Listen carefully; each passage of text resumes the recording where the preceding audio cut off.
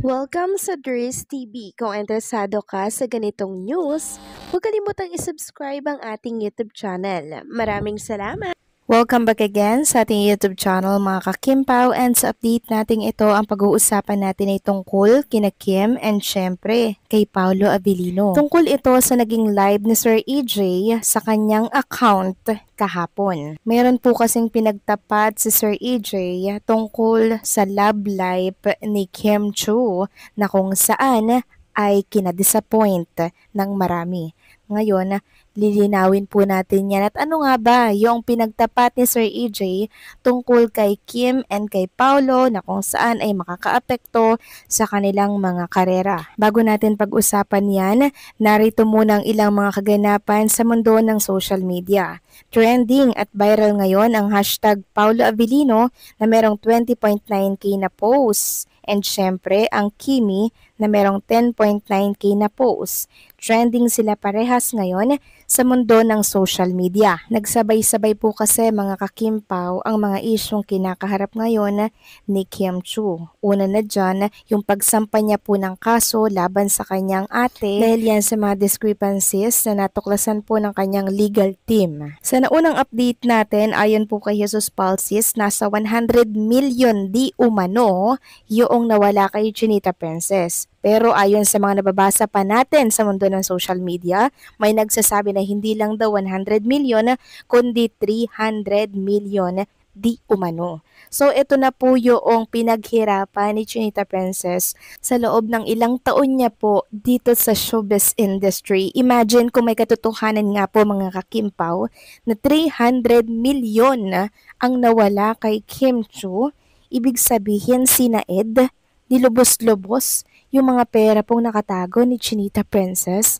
Grabe, nakakapanlumo. At alam nyo mga kakimpaw, nang malaman nga ito ng mga netizen na hindi lang pala biro yung nawalang pera sa kanya, lubos po silang naawa at nahabag kay Chinita Princess. Sa kabila daw po ng ginawa ni Kim Chiu na pagtulong sa kanyang mga kapatid at pagtayo bilang mga magulang dahil siya na po yung sumusuporta sa kanyang kapatid and syempre nagpapaaral sa kanyang mga pamangkin. Ganito pa yung iginante kay Kim Chiu, ang pinagnakawan ng walang habas.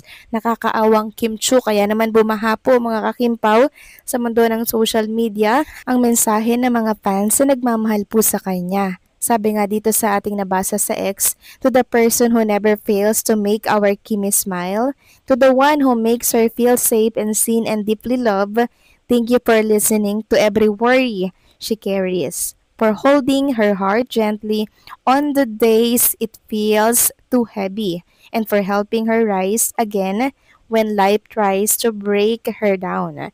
To the man who never lets her feel alone, not for a moment, not in any season, we are grateful for the peace you bring into her world. And above all, we thank God for sending you in her life.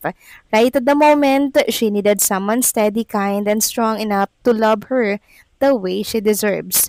You're a blessing in this chapter of her story, and we're grateful you're in it.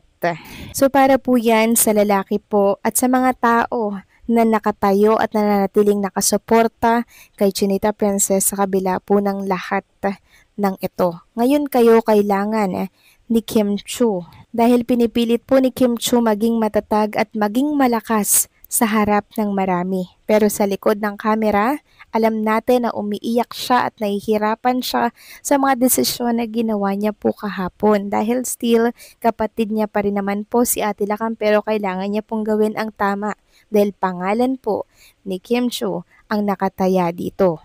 Ramdam ko mga kakimpaw ang mga nararamdaman po ng mga viewers natin sa umagang ito, and right after na mapakinggan po nila yung pagsasampa ng kaso ni Chinita Princess, alam kong nasaktan kayo, alam kong umiiyak kayo at nalulungkot sa nangyari po kay Kim Chiu. Huwag po kayong mag-alala dahil mapagtatagumpayan naman ni Kim Chiu ang lahat ng ito. Yun nga lang, yung perang nawala, hindi na po yan kailanman maibabalik, lalo na kung 100 million ang pinag-uusapan dito.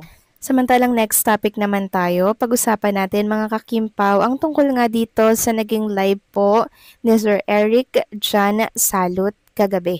May isang statement po kasi si Eric Jan Salot sa kanyang naging live na labis pong pinag-alala at kinatakot ng mga Kim Pao fans. Kung narinig nyo or napanood nyo po yung live ni Eric Jan Salot, for sure alam nyo na po kung ano yung tinutukoy ko dito. May isang netizen kasi or fans na nagpasa po sa akin ng link na to and syempre pinanood ko po, hinimay ko yung mga detalye at statement ni Sir Eric Jan Salot sa kanyang mga sinabi and napakinggan ko nga po paulit-ulit yung kanyang sinabi doon. Meron pong pinagtapat si Sir EJ sa kanyang naging live. Sabi niya, ito yung statement niya. Sorry Kim, aaminin ko na kailangan mo na siguro daw makahanap ng partner at magpapakasala. Sayang ang lahi mo, ang ganda-ganda mo. Yan po yung statement ni Sir EJ na hindi po magets ng marami. Ano daw bang ibig sabihin dito ni Sir EJ?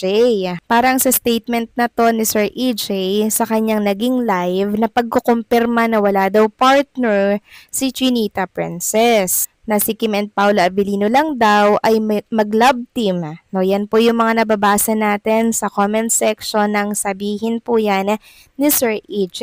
Kasi bakit naman daw sasabihin ni Sir EJ na humanap daw ng partner kung may partner na naman si Kim Chiu? Ibig daw sabihin nito, wala daw partner si Chinita Princess kaya sana daw ay makahanap na ng partner si Chinita Princess. So, ibig bang sabihin daw nito ay walang Kim and Paolo Abilino? So, talagang sumabay pa, no, yung problema kay Kim Chiu dito kay Paolo Abilino, nakakaloka. So, ang pagkakaintindi ko dyan, lilinawin ko lang mga kakimpaw ha. Ang ibig sabihin siguro dito ni Sir EJ, yung lalaking mapapangasawa ni Chinita Princess. Yung papakasalan talaga siya, yung ngayon na mga kakimpaw. 'Di ba? Para makabuo na siya ng sariling pamilya and syempre mag-focus na si Kim sa pagpapamilya kasi alam naman natin na tumatanda na po si Kim Chiu. Ang gusto kasi mangyari ni Sir EJ, magpamilya na sana si Kim Chiu para doon na siya mag-focus dahil may sarili-sariling pamilya na naman itong mga kapatid niya. Sayang daw yung ganda ni Kim Chiu, ang ganda-ganda po ni Kim Chiu. Kaya sana makapagpakasal na siya, makahanap siya nung yung maging katuwang sa buhay. 'Di ba? Hindi pa kasi nagpapakasal si Kim and syempre si Paula Abilino. Kaya hindi ito matatawag na katuwang sa buhay. 'Di ba? Hangga't hindi po sila nagpapakasal ng legal or sa simbahan. Hindi po ba? Yun yung pagkakaintindi ko mga kakimpaw. Hindi pumasok sa isip ko na ay walang kimpaw dahil sa sinabi ni Sir EJ na humanap na ng partner ganto ganyan. Ang ibig niya pong sabihin dito ay pakasal muna para matawag na real partner talaga. Kayo ba mga kakimpaw? Ano po ang say ninyo dito? Aantayin ko po yung mga komento po ninyo dito sa comment section tungkol sa naging statement ni Sir EJ sa kanyang naging live. Okay? Okay lang kahit anong maging comment nyo dyan. Basta ano yung thought ninyo dito. So paano mga kakimpaw? Hanggang dito na lamang po ang update natin. Maraming salamat sa patuloy na pagsuporta.